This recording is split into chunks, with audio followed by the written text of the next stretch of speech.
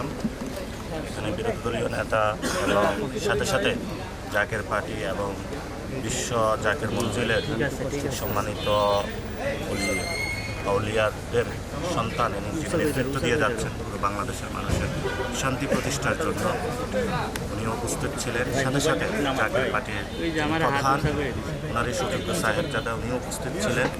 সাথে সাথে কারিনা ফ্যামিলি তারাও ছিলেন। আজকে এখানে দোয়া মোনাজাত হয়েছে। আমাদের সকল অভ্যুত্থানের যারা শহীদ হচ্ছেন বা বিভিন্ন জায়গায় ওনারা মারা যাচ্ছেন, আমরা দেখছি যে হায়েনার মতন আওয়ামী লীগের উল্লাস করছে। এটা খুবই দুঃখজনক। তারা এখনও নিজেরা অনুতপ্ত হয় নাই। এর মধ্যেই অনুতপ্ত হওয়ার বদলে উল্টো তারা বাংলাদেশের মানুষের প্রতি বৃদ্ধাঙ্গুলি প্রদর্শন করছেন। ইনশাল্লাহ বাংলার মাটিতে এইসব হায়েনা আওয়ামী লীগ যারা আছে এদের বিচার হবে একদিন ইনশাল্লাহ। আমাদের হাত ধরে এদের বিচার হবে ইনশাল্লাহ। শেখ হাসিনাকে আমরা ফাঁসিতে ঝুলাবো। এবং যারা যারা এই কারিনা আপুকে নিয়ে নোংরা কমেন্ট করেছে তাদের প্রতি আমরা বলবো হেদায়েতের পথে আসুন।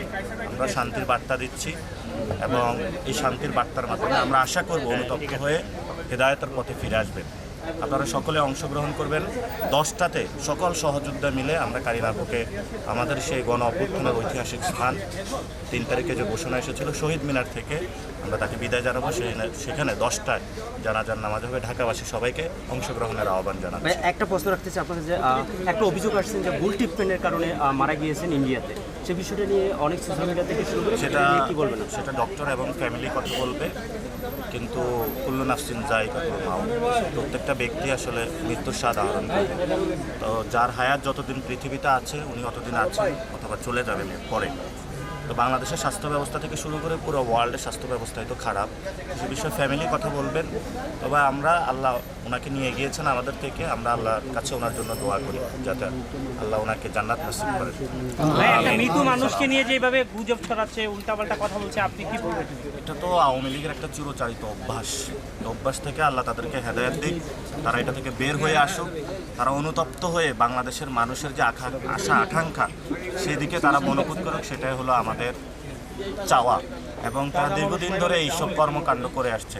বিভিন্ন জায়গায় ছাত্রলীগ যুবলীগের মিছিল চালাচ্ছে। আমরা ধৈর্য ধারণ করতেছি, দেখছি। এবার মাঠে যখন নামবো এবার কিন্তু আমরা কাউকে ছাড় দিব না। আমরা তাদেরকে সুযোগ দিয়েছিলাম, তারা দ্বিতীয়বার কিন্তু আমরা সুযোগ দিব না। সুযোগ তারা একবারে পেয়েছে।